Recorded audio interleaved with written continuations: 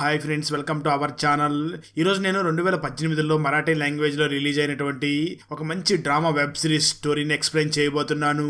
అదే date with సై. ఇక time waste చేయకుండా స్టోరీలోకి వెళ్ళిపోదాం. Now let's start our video.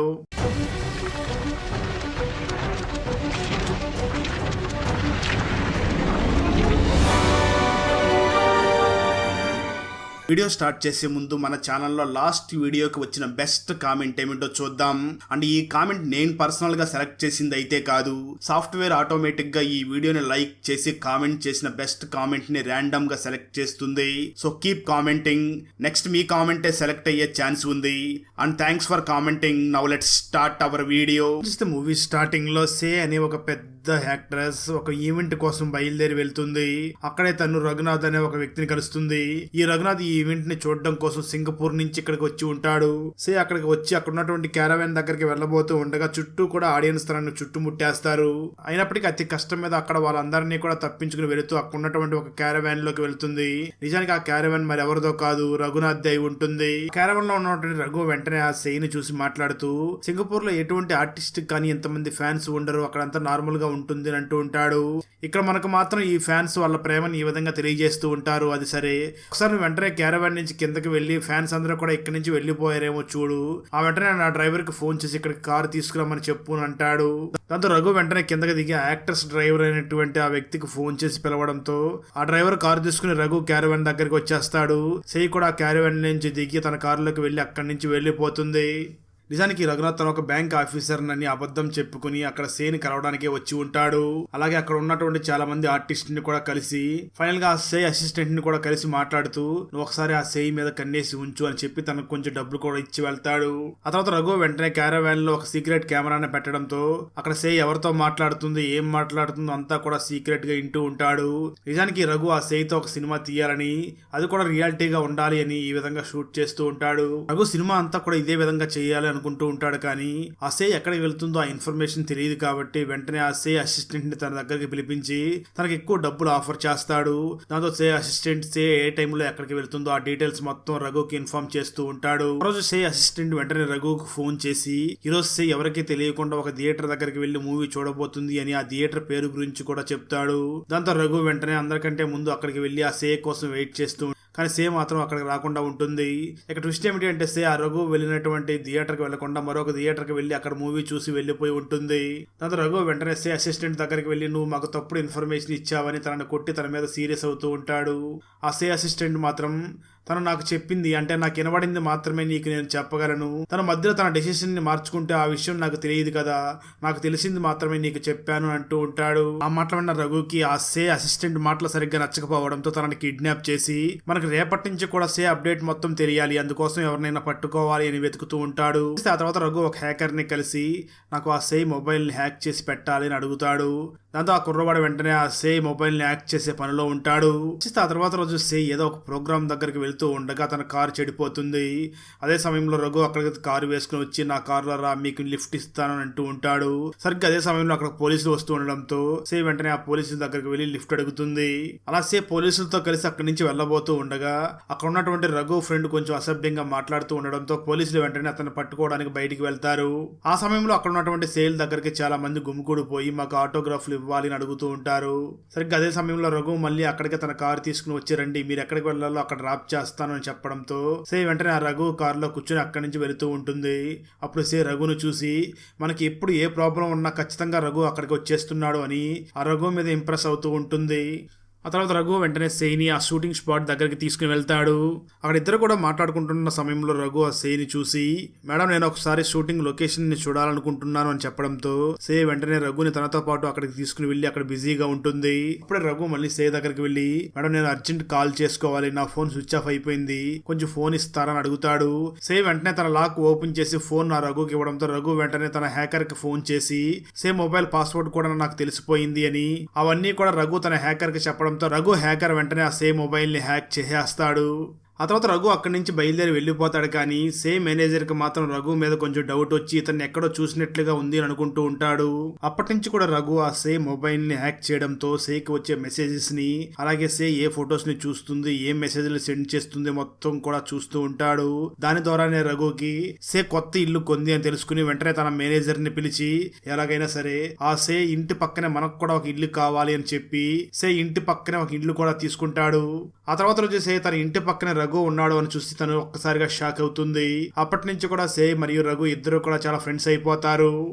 ఆ తర్వాత రఘు సే ఇల్లు సర్దుకోవడానికి సహాయం చేస్తాను అని చెప్పి ఇంట్లో ప్రతి అడుగడుగునా కూడా సీక్రెట్ కెమెరాని ఫిక్స్ చేసి ఆ సే మీద ఎప్పుడూ కూడా ఒక కన్నేసి ఉంటాడు. ఆ తర్వాత సే గృహప్రవేశం జరుగుతూ ఉండగా అక్కడికి రఘును కూడా సే ఇన్వైట్ చేస్తుంది.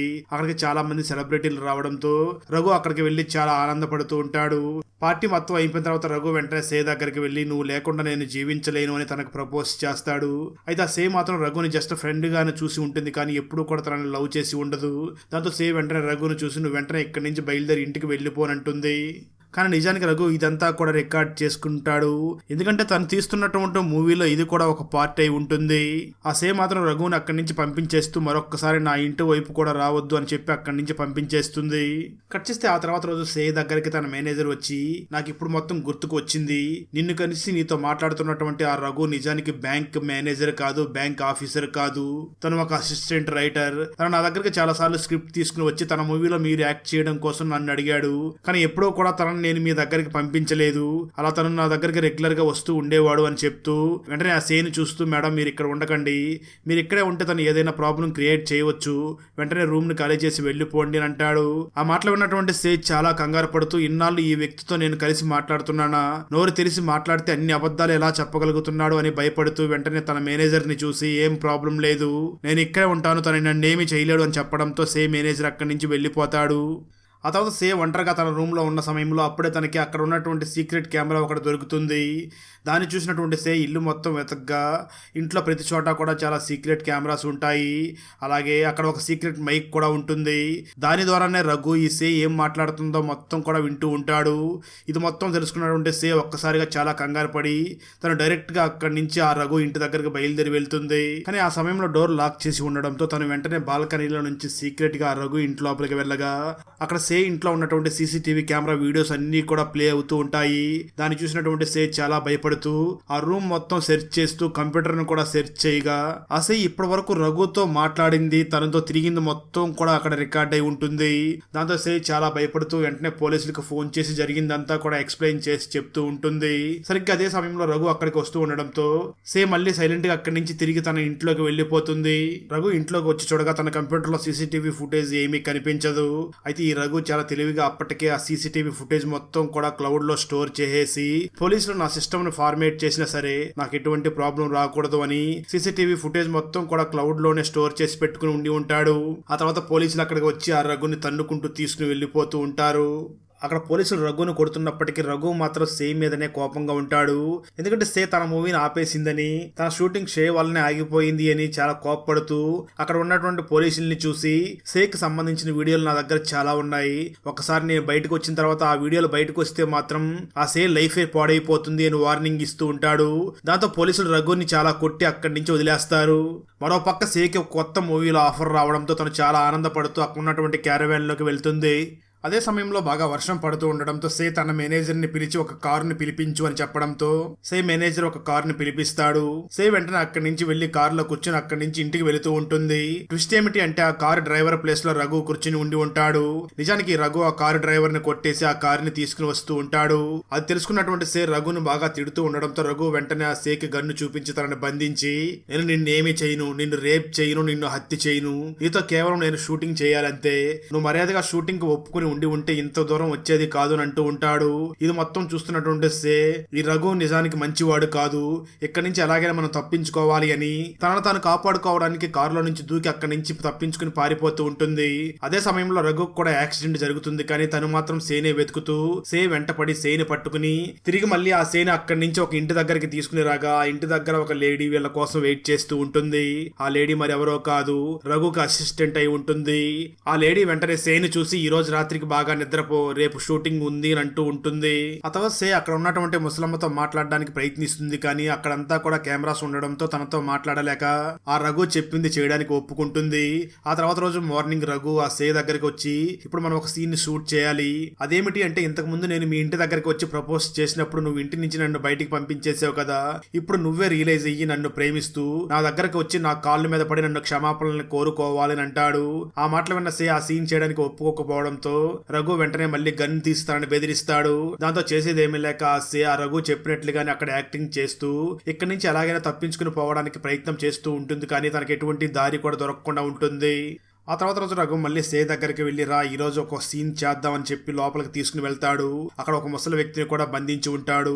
నిజానికి రఘు ఆ ఇంట్లో ఒక ముసలమ్మని మరియు ఒక ముసలి తాతని కూడా బంధించి వాళ్ళిద్దరిని కూడా తన పేరెంట్స్ లాగా యాక్ట్ చేపిస్తూ ఉంటాడు. తన మాట వినకపోతే చంపేస్తాను అని తన పేరెంట్స్ లాగా వాళ్ళిద్దరి చేత యాక్టింగ్ చేపిస్తూ ఉంటాడు. ఇక్కడ ఆ ముసలి వ్యక్తి సీన్ ఏమిటి అంటే, రఘు సినిమా యాక్ట్రెస్ అయినటువంటి సేని ప్రేమించి ఇంటికి తీసుకుని వచ్చి ఉంటాడు. దానికి రఘు ఫాదర్ అక్కడ ఒప్పుకోకుండా రఘుతో గొడవ పడతాడు. ఆ సీన్ అక్కడ షూటింగ్ జరుగుతూ ఉంటుంది. ఆ సీన్ లో భాగంగా రఘు ఫాదర్ రఘుతో మాట్లాడుతూ, నువ్వు ఒక యాక్ట్రెస్ ని పెళ్లి చేసుకోవడం నాకు అస్సలు ఇష్టం లేదు, నేను ఈ పెళ్లికి అసలు ఒప్పుకోను, నీకు నేను కావాలా ఆ సినిమా యాక్టర్ కావాలా నువ్వే నిర్ణయించుకో అని అంటాడు. ఆ మాటలో ఉన్నటువంటి సే ఒక్కసారిగా చాలా భయపడిపోతూ ఉంటుంది. ఎందుకంటే అక్కడ రఘు నాకు ఈ సేనే కావాలి అని అక్కడ రఘు ఫాదర్ గా యాక్టింగ్ చేస్తున్నటువంటి ఆ ముసలి వ్యక్తిని నిజంగానే షూట్ చేసి చంపేస్తాడు.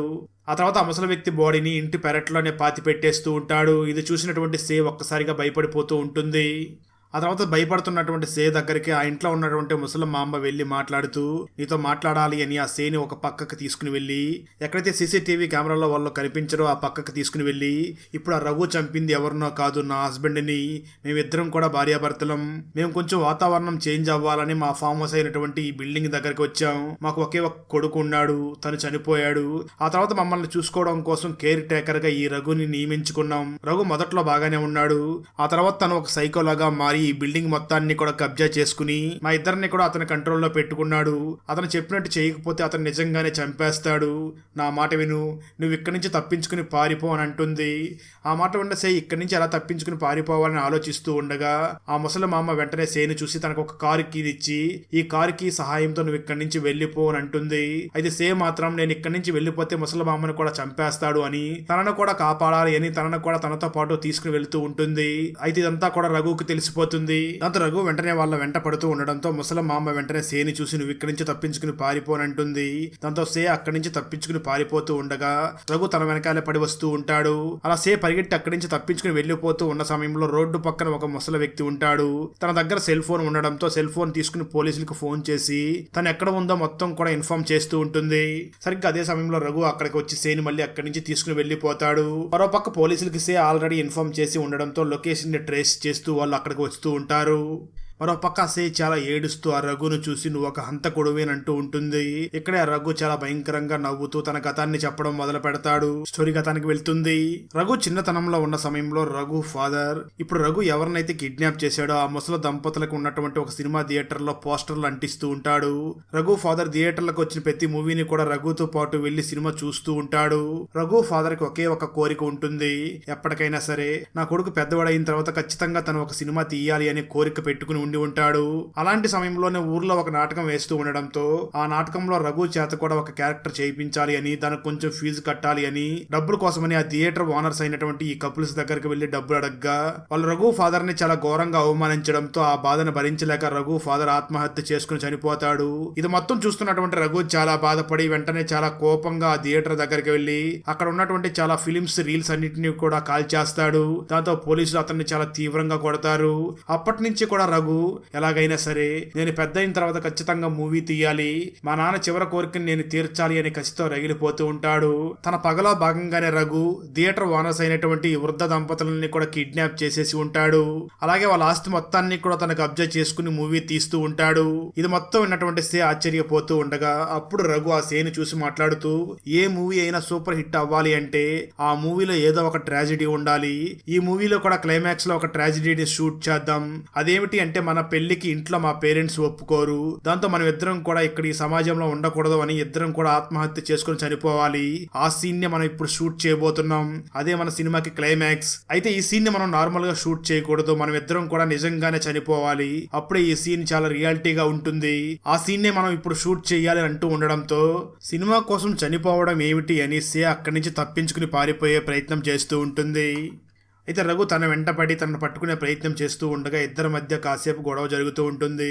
సే అక్కడి నుంచి తప్పించుకుని పారిపోయే ప్రయత్నంలో రఘుని కిందకి తొయ్యడంతో రఘు అక్కడికక్కడే చనిపోతాడు. కానీ చనిపోయే సమయంలో కూడా రఘు ఆ సేని చూస్తూ నవ్వుతూ చనిపోతాడు. ఆ తర్వాత పోలీసులు అక్కడికి వచ్చి ఆ సేని రెస్క్యూ చేయడంతో కొన్ని నెలల తర్వాత సే సినిమా రిలీజ్ అయ్యి చాలా సూపర్ హిట్ అవుతుంది. దాంతో వాళ్ళు ఆ మూవీ సక్సెస్ ని సెలబ్రేట్ చేసుకుంటూ ఉంటారు. సరిగ్గా అదే సమయంలో సే దగ్గరికి తన మేనేజర్ వచ్చి ఒక వీడియోని చూపిస్తాడు. ఆ వీడియో మరేదో కాదు, రఘు తీసినటువంటి మూవీని అక్కడ అప్లోడ్ చేసి ఉంటారు. నిజానికి ఆ వీడియోస్ అన్నిటినీ కూడా రఘు అసిస్టెంట్ ఒక వీడియో లాగా ఎడిట్ చేసి అప్లోడ్ చేసి ఉంటాడు. దాన్ని చూసినటువంటి సే కొంచెం కంగారు పడుతుంది, కానీ ఆ తర్వాత దాని గురించి పట్టించుకోకుండా అక్కడి నుంచి పక్కకి వెళ్లిపోతుంది. మరో పక్క రఘు అసిస్టెంట్ ఫైనల్ గా రఘు మూవీ అప్లోడ్ అయ్యింది అని చాలా ఆనందపడుతూ ఉంటాడు. అక్కడతో ఈ మూవీ అయిపోతుంది. కష్టాలు వచ్చినప్పుడు మనిషి ఎలా బ్రతకాలి, కాటి కాపరి చెప్పినటువంటి ఆ కథ ఏమిటి, కిడ్నాపర్స్ ని ఒక తాగుబోతు ఎలా పట్టించాడు, ఈ ప్రశ్నలన్నిటికీ సమాధానం తెలియాలి అంటే 2025లో తమిళ్ లాంగ్వేజ్ లో రిలీజ్ అయినటువంటి గుడ్ డే మూవీని చూడాల్సిందే. ఈ తమిళ్ ఫుల్ మూవీ స్టోరీని తెలుగులో వినాలి అనుకుంటే ఈ వీడియో డిస్క్రిప్షన్ లో ఉన్న లింక్ ని క్లిక్ చేసి చూడండి. Thanks for watching. Friends, video నచ్చినట్లయితే లైక్ చేసి ఒక చిన్న కామెంట్ చేస్తే మాకు నెక్స్ట్ వీడియో చేయడానికి ఎంకరేజింగ్ గా ఉంటుంది. అలాగే ఛానల్ని సబ్స్క్రైబ్ చేసి పక్కనే ఉన్న బెల్ ఐకాన్ని క్లిక్ చేసి సపోర్ట్ చేయండి. Thanks for watching. జై హింద్.